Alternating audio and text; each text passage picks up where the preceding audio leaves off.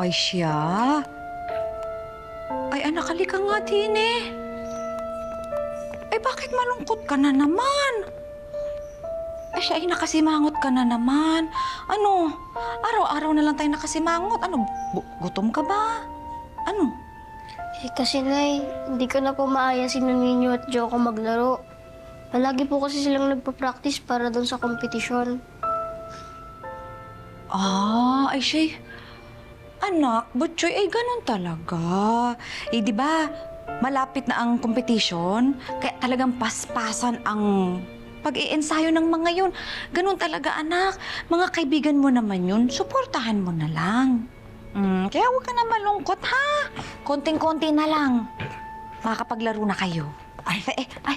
Butchoy, may sorpresa ako sa'yo. Talaga po? Ano po yun? Oo, kasi narinig ko yung usapan ninyo ng nanay mo. Sa tingin ko, paglaki mo, magiging magaling kang kusinero. Dahil mahilig kang kumain. Kaya ito, may sorpresa ako sa'yo. Kailangan, ngayon pa lang, nagpa-practice ka na.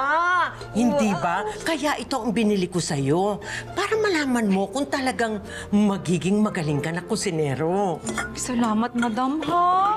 Uy, talaga, ganda, anak, oh. Pero,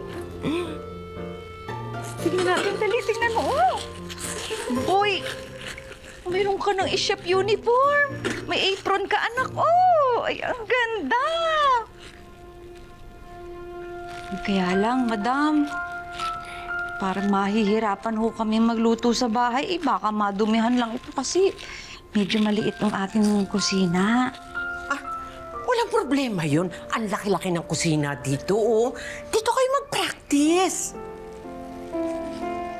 Salamat po, madam, ha? Grabe.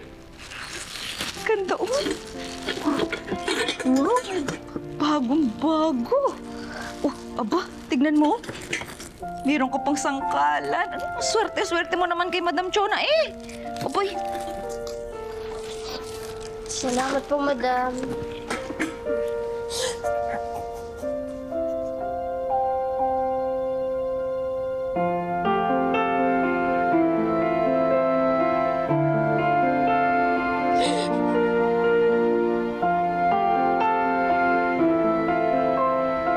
Ay, siya, madam. Ay, huwag niyo namang sabihin kayo naiiyak at ako'y maluluha rin, eh. Ay, hindi naman, Diyos ko. Napuwing lang ako. Mabuti pa siguro. Halika na, pumunta na tayo sa kusina at doon tayo mag-practice ng pagluluto. Ay, sige ho. Naku, maraming salamat ho talaga, madam. Ay, naku, galing ang halika na, Butchoy. Dali. Halika na.